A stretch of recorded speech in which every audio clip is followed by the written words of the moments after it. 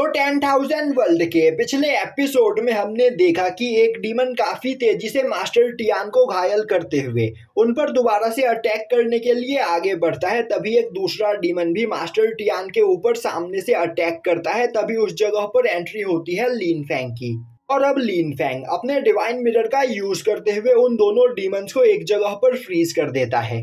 और अब वह अपने पास से ड्रैगन स्केल को बाहर निकालते हुए उन दोनों डीमंस पर अटैक करते हुए उन्हें घायल कर देता है। अब वह दोनों डीमंस लिन फैंग के हाथ में ड्रैगन स्केल को देखकर बहुत ही ज्यादा डर जाते हैं, क्योंकि ड्रैगन स्केल भी एक गॉड लेवल वेपन होता है। और अब वह दोनों वहां से भागने की कोशिश करते हैं, पर तभी लिन फैंग उन दोनों को अपने प्लाम डोमेन के अंदर कैद कर लेता है, जिसके बाद वह उन दोनों के ऊपर मून एसेंस से अटैक करते हुए उन्हें फ्रीज कर देता है और उनकी बॉडी को डिस्ट्रॉय कर देता है। अब यह देखते ही उन दोनों डीमंस के सभी साथियों की हालत खराब हो जाती है और अब वह सभी लोग अपनी जान बचाकर वहां से भागने की कोशिश करते हैं।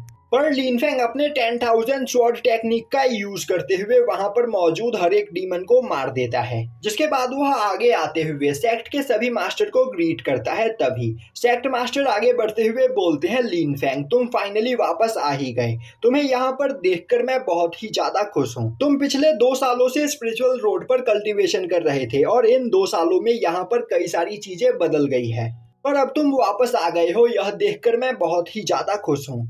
तो क्या मैं जान सकता हूँ कि आखिर तुम्हारी कल्टीवेशन लेवल क्या है? लिन फैंग उन्हें बताता है कि मैं स्पिरिचुअल मार्शल रैलम के 3rd लेवल पर पहुंच चुका हूँ।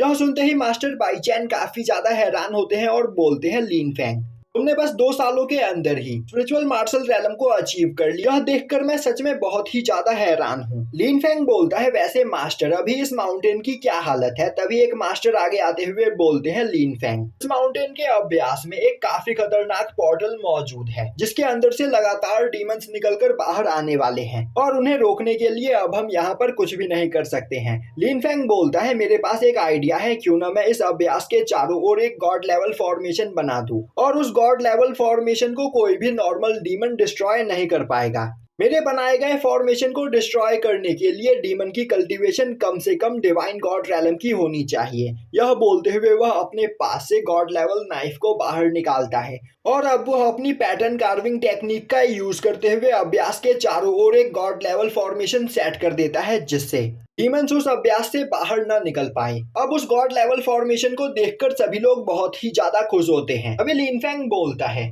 अब में से यहाँ पर किसी को रुककर अभ्यास के अंदर से बाहर आने वाले डीमंस को लगातार मारना होगा, वरना इस जगह पर कई सारे डीमंस इकट्ठा हो जाएंगे और जब यह फॉर्मेशन टूटेगा तब हम एक साथ उतने सारे डीमंस का सामना नहीं कर पाएंगे। तभी वहां पर खड़े एक मास्टर बोलते हैं, लिन फैंग तुम्हें परेशान होने की कोई जरूरत नहीं, मैं इसी जगह पर रुककर अभ्यास से बाहर निकलने वाले सभी डीमंस को मारता रहूंगा। वैसे भी वह डीमंस इस बैरियर के अंदर रहेंगे, जिस वजह से वह मेरा कुछ भी नहीं बिगाड़ पाएंगे और मैं काफी आसानी से उन्हें मारता चला जाऊंगा। तभी सेक्ट मास्टर के पास एक मैसेज आता है, जिस मैसेज को पाते ही वह बहुत ही ज्यादा परेशान हो जाते हैं। यह देखते ही मास्टर बाईचैन सेक्ट मास्टर से इस बारे में पूछते हैं। अब सेक्ट मास्टर सभी लोगों को बताते हैं कि कई सारे डीमंस ने एक साथ टियानवू किंगडम पर अटैक कर दिया है और वह सभी डीमंस वहां पर मौजूद यूलिंग के क्लोन को आजाद करना चाहते हैं। साथ ही साथ कई सारे डीमंस ने टियानयू केव पर भी अटैक किया है, जिस जगह पर भी उस डीमन का एक क्लोन कैद है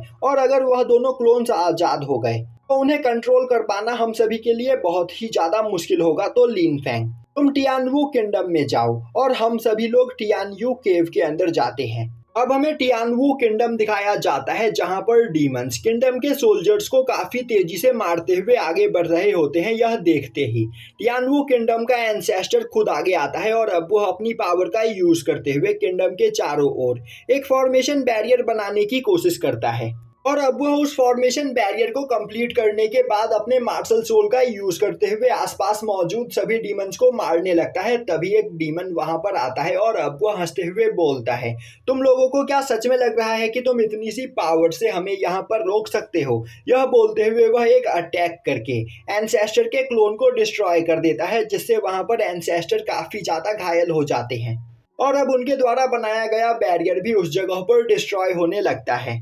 यह देखते ही जुनयी आगे बढ़ते हुए अपनी पावर का यूज करते हुए उस फॉर्मेशन बैरियर को वहां पर संभालने लगता है।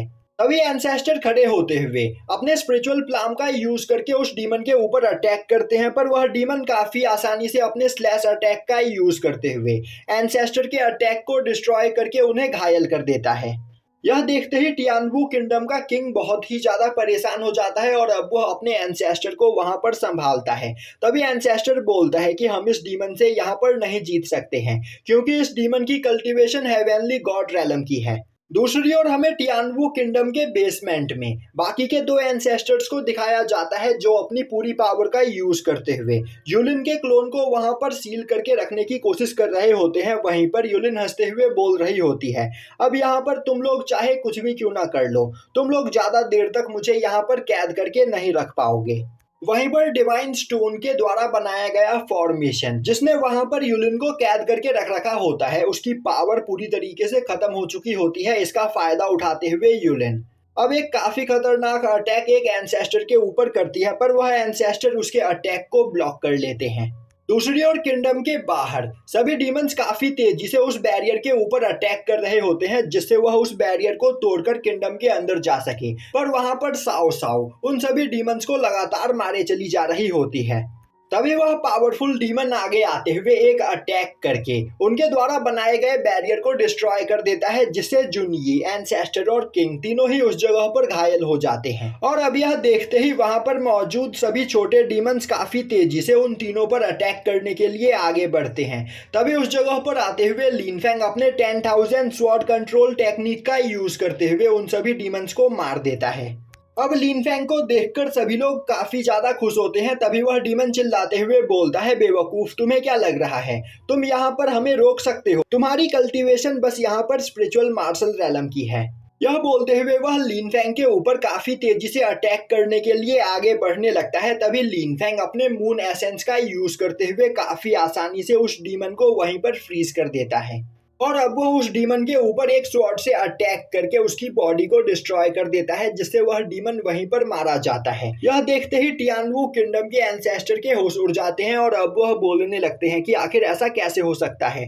बस कुछ ही टाइम में यहाँ पर लिनफेंग की पावर इतनी ज्यादा बढ़ गई है कि उसने अपने कुछ ही अटैक में हेवनली गॉड रैलम पर मौजूद एक इतने ज्यादा पावरफुल डीमन को मार दिया।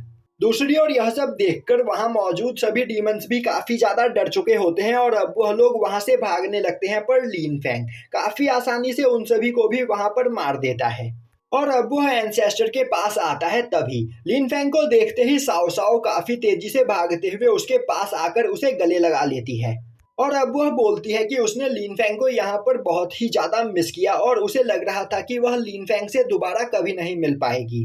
तभी किंग वहां पर आगे आते हैं, जिन्हें देखकर साओ साओ लिनफेंग से दूर हट जाती है। अब किंग वहां पर लिनफेंग को थैंक्स करते हैं। तभी एंसेस्टर आगे आते हुए बोलते हैं, लिनफेंग, मैं जानना चाहता हूँ कि आखिर तुम्हारी कल्टीवेशन लेवल क्या है।